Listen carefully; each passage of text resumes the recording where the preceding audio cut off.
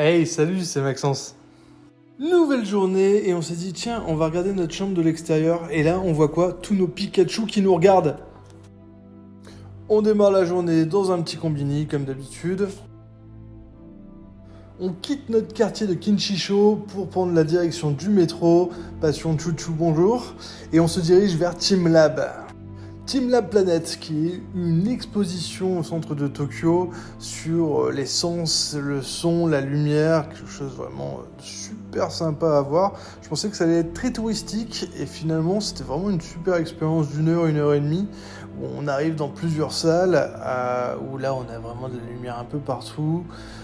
Il faut être pieds nus pour ressentir un peu le sol est différent par salle, etc. C'est très sensoriel comme expérience. Et c'est très atmosphérique, vous avez une petite musique d'ambiance, toutes ces lumières. Petite ambiance à la Interstellar si vous avez la référence, mais c'est vraiment un voyage sensoriel qui met tous nos sens en éveil. Seconde pièce où on est immergé dans l'eau jusqu'aux genoux, et là on a des carpe-koi un peu partout en hologramme sur vraiment une grande surface. C'est assez impressionnant et tout aussi psychédélique. Troisième salle remplie de boules sphériques qui volent, etc. avec des jeux de lumière.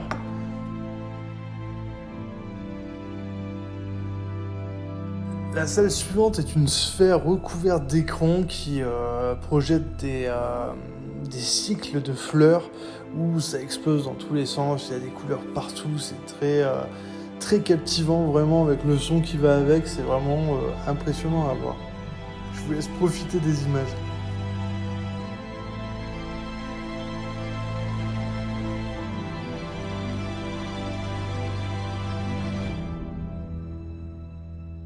En vérité, on aurait pu rester des heures dans cette pièce tellement c'était apaisant.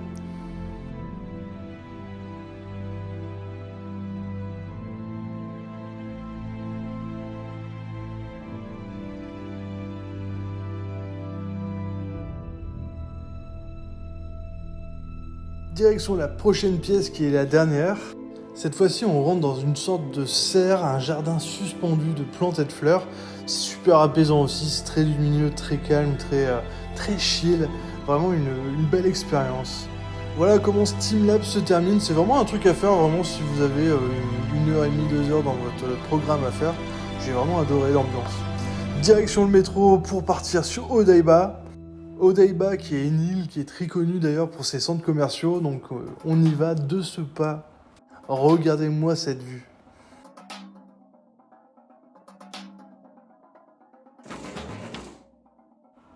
Bon, je sais pas si ça se voit, mais on commence à fatiguer un petit peu. On fait à peu près 20-25 km tous les jours à pied, mais on est toujours au taquet et on kiffe tellement notre voyage.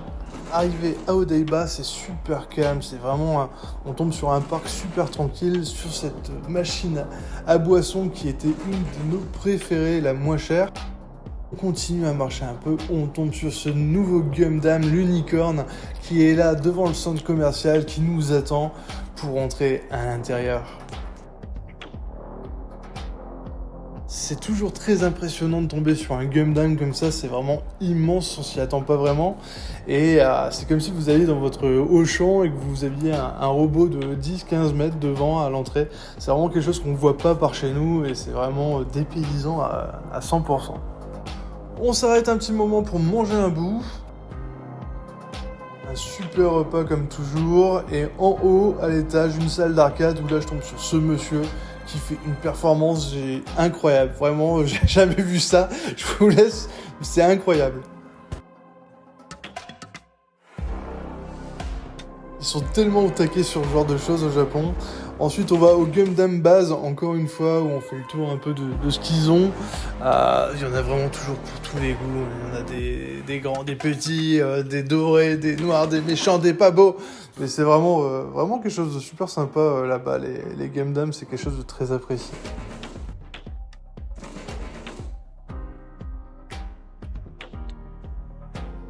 On n'a pas pu résister à essayer ce jeu. Le petit papy m'a donné tellement envie, mais comme les jeux comme Guitar Hero ou Just Dance, il y a des niveaux de difficulté. Là, je peux vous dire qu'on était vraiment en novice comparé à lui ce qu'il faisait. J'ai adoré en tout cas.